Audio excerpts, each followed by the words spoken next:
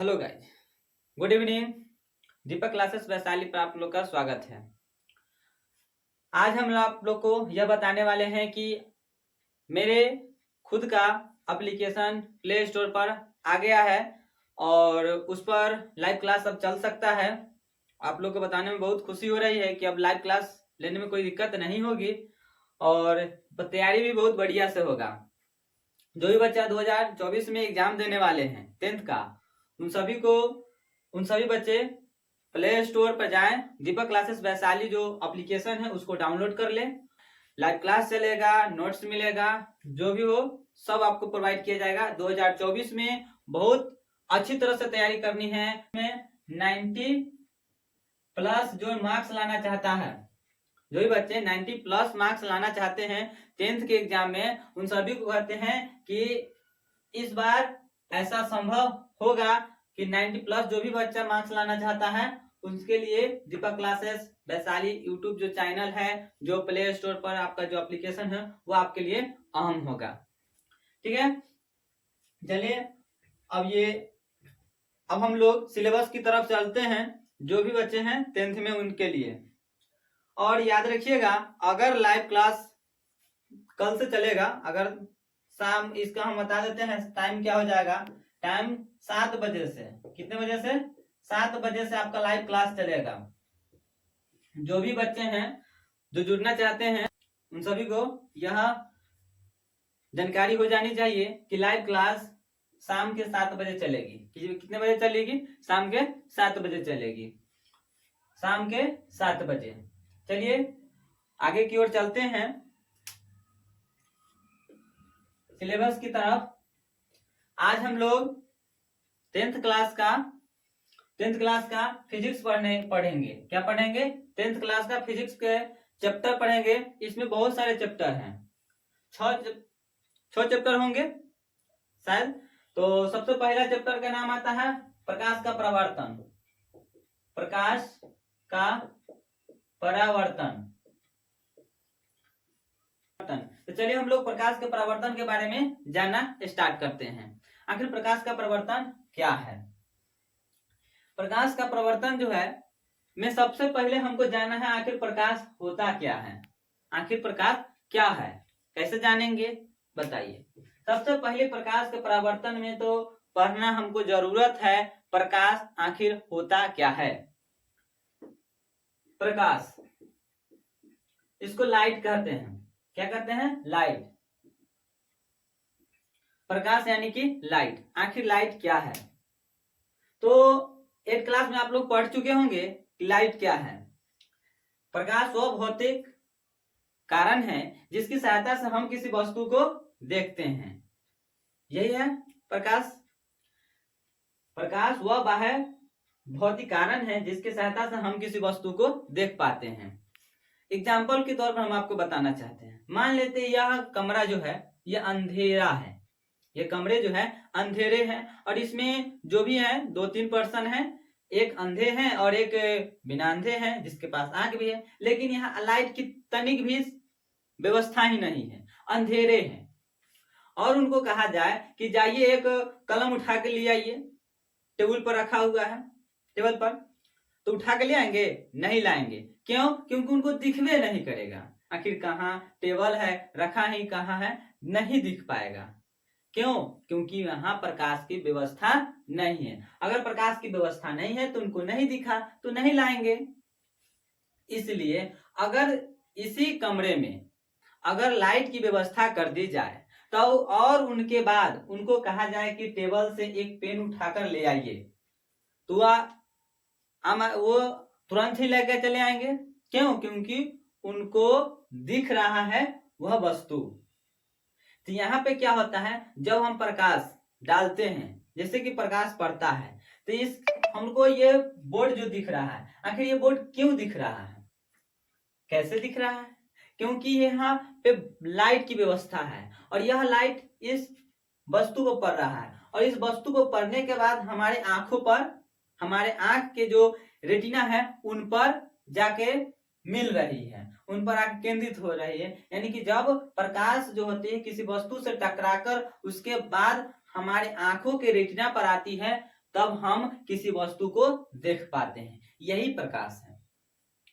प्रकाश क्या है? तो प्रकाश वह भौतिक कारण है जिसकी सहायता से हम किसी वस्तु को देख पाते हैं और अनुभव करते हैं। 1 मिनट और बता देना चाहते हैं, प्रकाश को हम देख नहीं सकते हैं, सिर्फ हम उसका अनुभव कर सकते हैं। प्रकाश को देख नहीं सकते हैं। एग्जाम्पल के थ्रू हम बता दिए, प्रकाश को सिर्फ अनुभव कर सकते हैं। कैसे? जैसे कि यहाँ अंधेरे कमरे थे और अंधेरे कमरे में कुछ दिखाई नहीं दे रहा था, लेकिन प्रकाश के जैसे ही प्रकाश की व्यवस्था कर दिया गया और वहां पे सभी वस्तु दिखने लगे। यानी कि प्रकाश को हम सिर्फ अनुभव कर सकते हैं।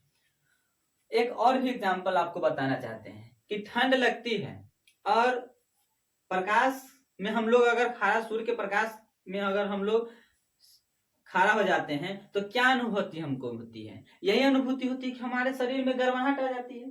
आ जाती है कि नहीं? आ जाती है। क्यों? उसमें हमारे शरीर में क्या होता है? एक एनर्जी पैदा होती है। तो वही एनर्जी क्या है? हमारे सूर्य के प्रकाश से ही आया। तो ये भी कह सकते हैं प्रकाश क्या है? ऊर्जा का स्रोत है। क्या है? प्रकाश एक ऊर्जा है। ठीक है, प्रकाश ऊर्जा का स्रोत है या प्रकाश ऊर्जा है, ये भी हम बता सकते हैं। तो सबसे पहले परिभाषा की ओर अगर चलते हैं तो लिखेंगे प्रकाश वह बाह्य भौतिक कारण है जिसकी सहायता से हम किसी वस्तु को देख पाते हैं। प्रकाश वह भौतिक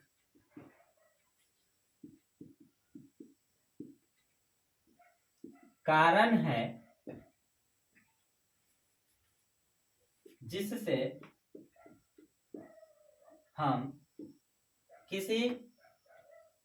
हम किसी वस्तु को देख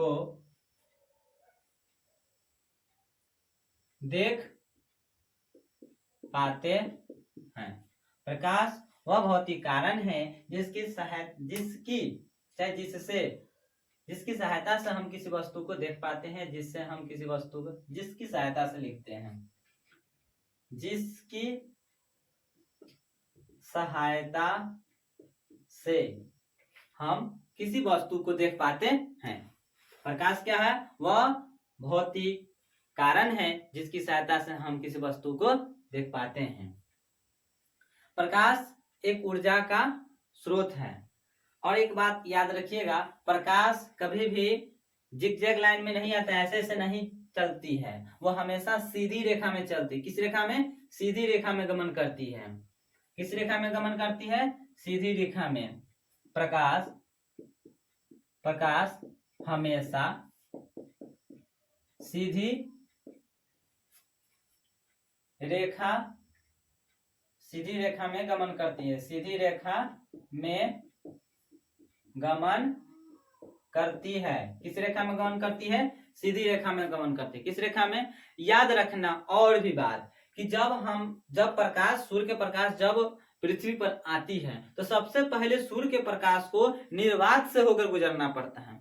अगर अब निर्वात बोल रहे हैं, अगर हम निर्वात बोल रहे हैं, निर्वात अगर बोले हैं तो निर्वात का मतलब हुआ कि जहां ऑक्सीजन की व्यवस्था तनिक भी न हो, उस जगह को हम निर्वात कहेंगे। तो अंतरिक्ष में क्या बोलता है, वहां वायु जो है वहां है ही नहीं, ठीक ना, वहां उपलब्ध नहीं है ऑक्सीजन। तो जहां पे ऑक्सीजन की उपस्थिति नहीं, वो निर्वात है। तो जब सूर्य का प्रकाश पृथ्वी तक आता है तो सबसे पहले उनको निर्वात से होकर गुजरना होता है। प्रकाश हमेशा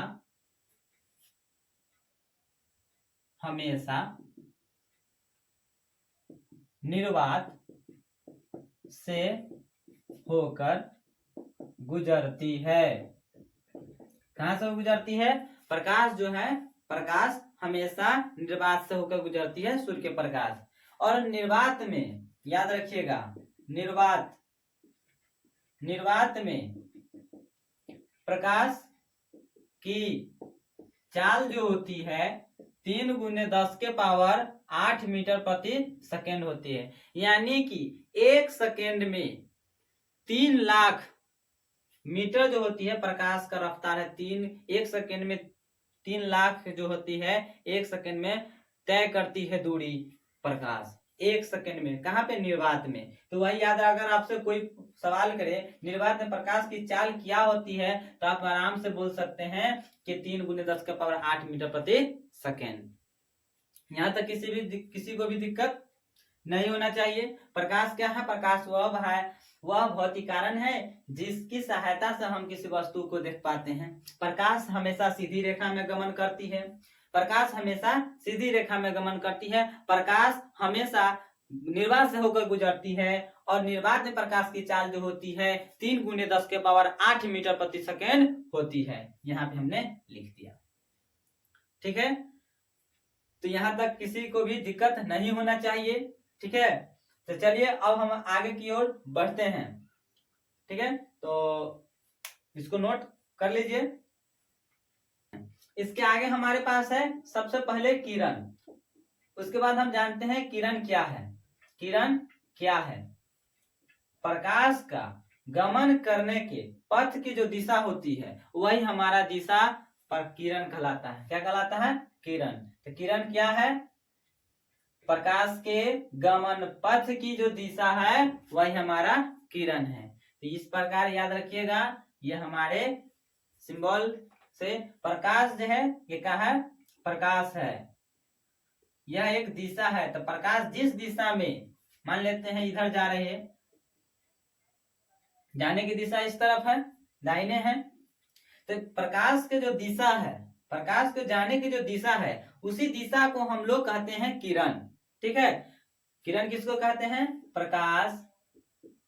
प्रकाश के गमन पथ की दिशा को, की दिशा, प्रकाश के गमन पथ की दिशा को, प्रकाश के गमन पथ की दिशा को क्या कहते हैं?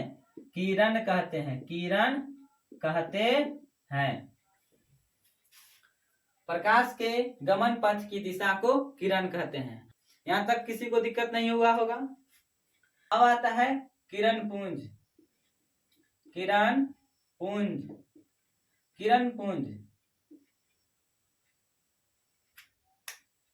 क्या? किरण पुंज। अब क्या हमको पढ़ना है? किरण पुंज। आखिर किरण पुंज क्या है? या इसको हम प्रकाश पुंज के भी नाम से जानते हैं। किसके नाम से जानते हैं? प्रकाश पुंज। किरण पुंज या प्रकाश पुंज के नाम से जानते हैं इसको। चलिए, किरण और प्रकाश पुंज क्या है? तो बाबू समझिए कि किरणों के समूह को, जैसे ये किरण है ना, इसी तरह से बहुत सारे किरण आपस में जुड़ जाते हैं। उनके बहुत सारे किरणों को हम लोग समूह को, बहुत सारे किरणों के समूह को हम लोग कहते हैं किरण पुंज या प्रकाश पुंज। जैसे उदाहरण के तौर पर समझिए, एक लट्ठा है।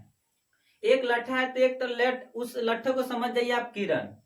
लेकिन अगर बहुत सारे लट्ठे को एक साथ बांध दिया जाए तो वो एक समूह बन गया, और जो समूह बन गया तो वह है क्या है? बोझ कहलाता है, बोझा कहलाता है। ठीक उसी प्रकार जो एक किरण हमारे पास है, एक लट्ठा है, उसी प्रकार से एक हमारा किरण है। अकेला है तो, और लेकिन अगर उसी तरह से बहुत सारे हो जाते हैं किरण, तो उस किरणों के समूह को हम लोग कहते हैं किरण पुंज या प्रकाश पुंज। जिस प्रकार जो लट्ठा होता है, बहुत सारे लट्ठे को एक साथ बांध देते हैं तो एक बोझा कहलाता है। ठीक उसी प्रकार बहुत सारे किरण जो होंगे एक साथ समूह में होंगे तब उसको कहेंगे किरण पुंज कहेंगे। ठीक है, तो हम लोग क्या बोलेंगे?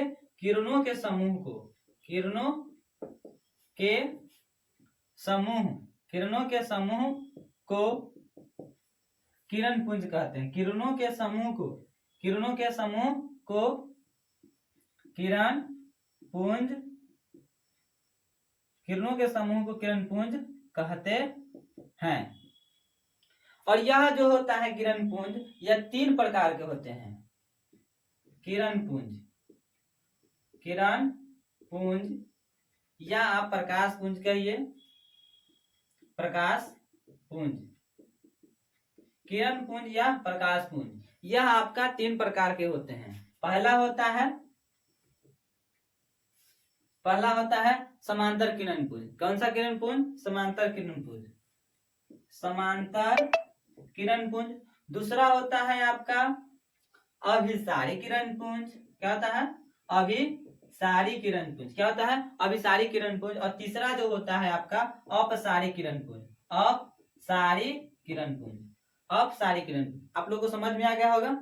किरणों के समूह को किरण पुंज कहते हैं। किरण पुंज कितने प्रकार के होते हैं? 3 प्रकार के। कौन कौन? समांतर किरण पुंज, अभिसारी किरण पुंज और अपसारी किरण पुंज। अब बात आता है कि आखिर समांतर किरण पुंज किस प्रकार? इस प्रकार होंगे और एक दूसरे के बराबर होंगे किरण, तो समांतर किरण पुंज होंगे।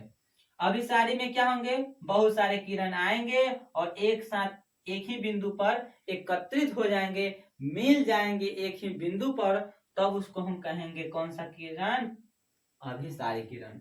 अगर बहुत सारे किरण एक ही बिंदु से विभिन्न दिशाओं में जाते हैं, यानी कि अपसरित होते हैं, विभिन्न दिशाओं में एक ही बिंदु से निकलते हुए प्रतीत होते हैं, तब उनको कहते हैं हम अपसारी। क्या कहते हैं? अपसारी किरण पुंज। चलिए इनको बारे में डिटेल में जानेंगे, तो तब तक के लिए इसको नोट कर लीजिए। चलिए अब हम लोग उन सभी किरण पुंजों के बारे में आगे की ओर चर्चा करते हैं। सबसे पहला हमने क्या देखा था? समांतर किरण पुंज। समांतर किरण पुंज। किरण पुंज, समांतर किरण पुंज क्या देखे थे? समांतर किरण पुंज। आखिर समांतर किरण पुंज होते क्या हैं? आखिर उसका जो होते हैं डायग्राम समझ लीजिए। डायग्राम अगर समझ गए तो डायग्राम से आप इसको याद कर सकते हैं। एक अकेला इसकी बात करें तो किरण है, ये अकेला इस किरण है और किरण है। लेकिन अगर सबकी बात अगर एक साथ करे तो ये क्या हुए? सब किरण पुंज हुए। क्या हुए? किरण पुंज ही हुए। तो किरण पुंज जो हुए तो ये क्या? वैसे किरण पुंज है जिनके सभी किरणें क्या है? एक दूसरे के समांतर है। क्या है? एक दूसरे के समांतर है। वैसे किरण पुंज जिनके सभी किरणें आपस में समांतर होते हैं, समांतर किरण पुंज कहलाते हैं। ठीक है, यहां तक किसी को डाउट नहीं ना है? वैसे किरण पुंज, वैसे किरण पुंज, वैसे किरण पुंज, वैसे किरण पुंज, वैसे किरण पुंज जिसमें वैसे किरण पुंज जिनके, वैसे किरण पुंज जिनके सभी किरणें, वैसे किरण पुंज जिनके सभी किरणें आपस में समांतर होते हैं, वैसे किरण पुंज जिनके सभी किरणें आपस में समांतर होते हैं, समांतर किरण पुंज कहलाते हैं। क्या कहलाते हैं? समांतर किरण पुंज कहलाते हैं। कोई दिक्कत नहीं हुआ होगा? ऐसे किरण पुंज जिनके सभी किरणें आपस यानी कि एक दूसरे से आपस में समांतर होते हैं, समांतर किरण पुंज कहलाते हैं। समांतर किरण पुंज कहलाते हैं। दूसरा नंबर टॉपिक जो है, हम ये इसको हटा देते हैं, एक किरण को, तो ऐसे एडजस्ट हो जाएगा। अभिसारी चलते हैं। अभिसारी किरण पुंज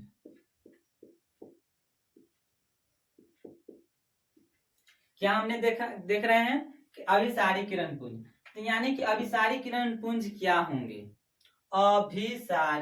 अभिसारी में क्या होते हैं? जब बहुत सारे किरण एक ही बिंदु पर आकर मिलती है, तब उसको हम कहते हैं कौन से किरण? अभिसारी किरण। एक बार याद भी रखिएगा, अभिसारी किरण पुंज को दूसरा नाम है संश्रित किरण पुंज। संस्कृत नहीं समझिएगा, संश्रित किरण पुंज। संश्रित किरण पुंज है किरण पुंज, याद रखिएगा। अभिसारी किरण पुंज को ही संश्रित किरण पुंज कहेंगे। वैसे किरण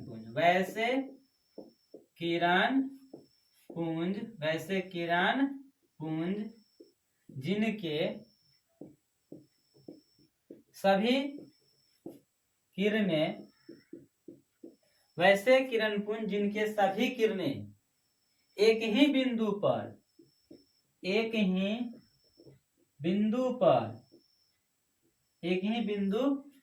पर यहाँ पे लिख देते हैं, एक ही बिंदु पर मिलते हैं, एक ही बिंदु पर मिलते हैं, क्या कहलाते हैं?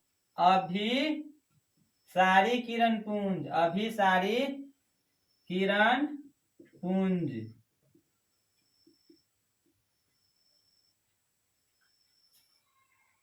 कहलाते हैं, अभिसारी किरण पुंज कहलाते हैं। वैसे किरण पुंज जिनके सभी किरणें एक ही बिंदु पर मिलते हैं, अभिसारी किरण पुंज मिलते हैं, अभिसारी किरण पुंज कहलाते हैं।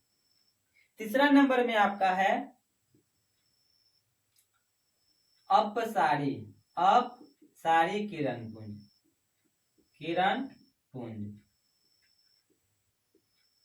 अपसारी किरण पुंज का दूसरा नाम है अपसृत।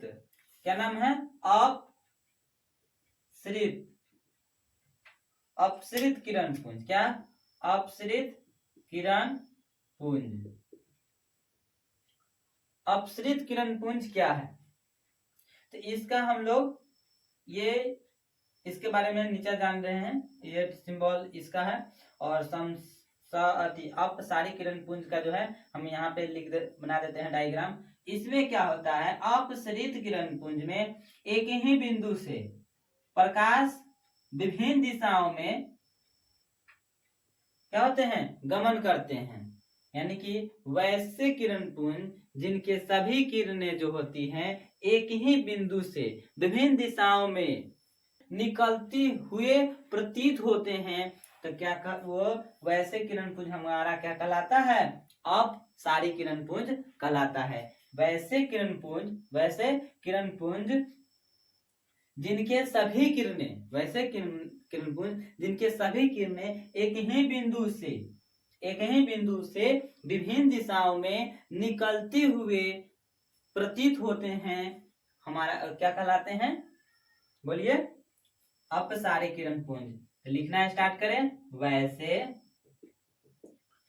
किरण पुंज जिनके सभी किरणें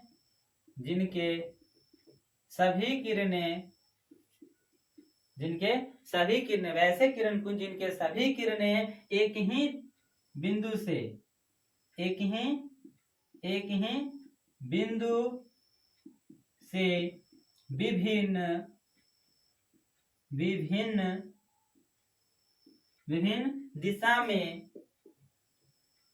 विभिन्न दिशा में जाते हुए प्रतीत होते हैं। एक ही बिंदु से विभिन्न दिशा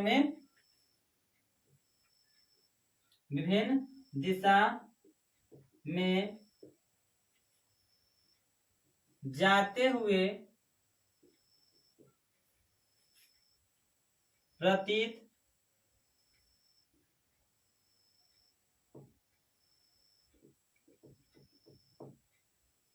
होते हैं,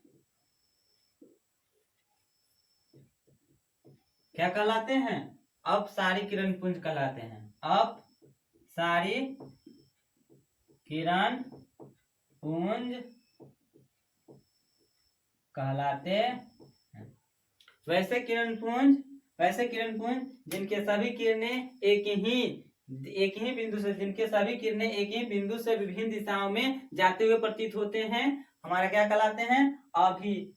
अपसारी किरण पुंज। अपसारी किरण पुंज का दूसरा नाम है, क्या नाम है?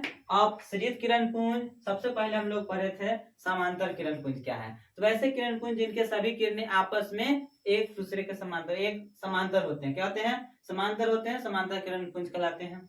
अभिसारी किरण पुंज का दूसरा नाम है संश्रित किरण पुंज। संश्रित किरण पुंज किसको कहते हैं? वैसे किरण पुंज जिनके सभी किरणें एक ही बिंदु पर मिलते हैं, अभिसारी किरण पुंज कहलाते हैं। अपसारी किरण पुंज यानी कि अपसृत किरण पुंज वैसे किरण पुंज जिनके सभी किरणें एक ही बिंदु से विभिन्न दिशा में जाते हुए प्रतीत होते हैं, हमारा क्या कहलाते हैं? अपसारी किरण पुंज कहलाते हैं।